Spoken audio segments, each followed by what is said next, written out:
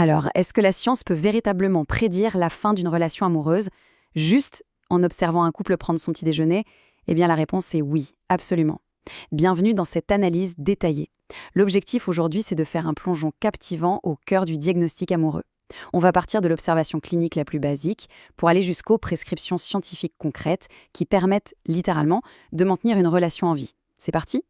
Au programme de cette exploration, d'abord un petit tour dans le fameux laboratoire de l'amour. Ensuite, la biologie du conflit marital, la déconstruction des mythes de genre, l'impact énorme des pressions externes, le piège des attentes face à la réalité, et enfin, la formule scientifique de l'amitié. Section 1, dans le laboratoire de l'amour. Faisons un saut dans le temps. En 1986, à l'Université de Washington, des chercheurs ont créé un appartement simulé qu'ils ont tout simplement baptisé le laboratoire de l'amour. Le concept, ils ont observé des couples vivre leur routine quotidienne, mais avec des caméras cachées et des moniteurs cardiaques. La question centrale était super ambitieuse. Est-ce que l'observation de petites habitudes matinales, de discussions complètement banales, peut révéler le destin d'une relation sur le long terme? Bref, est-ce qu'on peut lire l'avenir d'un mariage juste en regardant quelqu'un lire son journal à côté de son partenaire? Eh bien, le chercheur John Gottman a fait une découverte stupéfiante. Grâce à ces observations, les scientifiques pouvaient prédire un divorce dans un délai de 7 ans avec une précision hallucinante de 91%. 9 fois sur 10, la science savait exactement comment la relation allait finir. C'est quand même incroyable, non? Section 2. La biologie du conflit marital. Mais le diagnostic ne s'arrête pas au simple comportement. Pourquoi ? Parce que le corps, lui, ne ment jamais. Le contraste biologique entre un bon et un mauvais mariage est tout simplement massif. D'un côté, un partenariat malheureux prélève un tribut physique énorme. On parle d'une augmentation de 35% du risque de maladie, avec des hormones de stress qui crèvent le plafond, à plus de 34% au-dessus de la normale pendant les conflits. De l'autre côté, une relation heureuse agit comme un vrai bouclier sanitaire. Ça peut carrément allonger l'espérance de vie de 4 à 8 ans. C'est un avantage médical indéniable. Et le point crucial dans tout ça, c'est un phénomène clinique qu'on appelle la submersion. En fait, quand une dispute éclate et que le stress physiologique devient extrême, le cœur s'emballe. Il dépasse les 100 battements par minute. Et à ce stade précis, l'organisme se verrouille complètement. Toute communication efficace est bloquée. Il devient biologiquement, littéralement impossible de raisonner ou même de comprendre ce que l'autre personne essaye de dire. C'est le court-circuit total. Pour illustrer ça avec un peu d'humour, mais de manière très scientifique, si on réallouait juste 10% du temps qu'on passe à la salle de sport pour l'investir dans sa relation, eh bien, on générerait 3 fois plus de bénéfices pour la santé globale. L'effort mis dans le couple surpasse largement les bénéfices de l'exercice physique tout seul. Comme quoi? Section 3. Démystifier les mythes de genre dans les relations. On a tous entendu cette fameuse idée, super populaire dans la culture pop, selon laquelle les hommes viendraient de Mars et les femmes de Vénus. L'idée qu'il y aurait des différences biologiques innées qui dictent nos comportements amoureux. Eh bien, c'est un mythe sans aucun fondement scientifique. La réalité, elle est plutôt sociologique. Nos comportements sont surtout dictés par nos insécurités émotionnelles et par un conditionnement social très fort qui nous impose des rôles bien précis depuis l'enfance. Prenons un sujet épineux, l'infidélité. Elle est souvent très mal comprise. La recherche montre clairement qu'elle naît d'une famine émotionnelle et de simples opportunités liées au contexte, et non pas d'une sorte de fatalité biologique incontournable. Et le fait le plus fascinant, la vraie révélation ici, c'est que 80% du temps, l'infidélité est perçue comme la conséquence d'un mariage qui s'effondrait déjà. Ce n'est pas l'élément déclencheur initial, c'est un symptôme, pas la cause. Section 4. Les pressions externes sur le mariage. Bien sûr, un couple ne vit pas dans une bulle. Il y a des pressions systémiques qui rendent les engagements modernes très compliqués.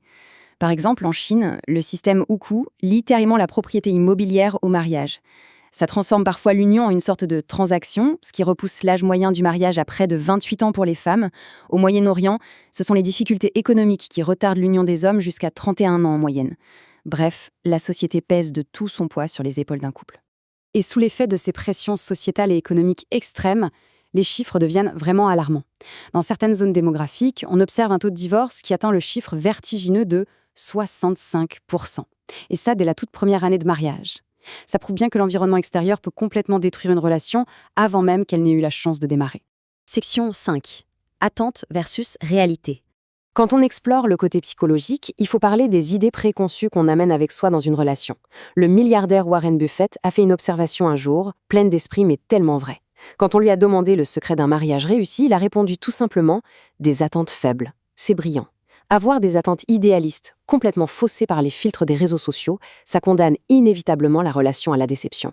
Par contre, des attentes ancrées dans la réalité, plus modestes, plus pragmatiques, c'est ça qui favorise les bonnes surprises et le bonheur à long terme. Et voici une réalité clinique qui remet les idées en place. 69% des conflits dans une relation sont perpétuels, c'est-à-dire qu'ils sont impossibles à résoudre définitivement. C'est énorme.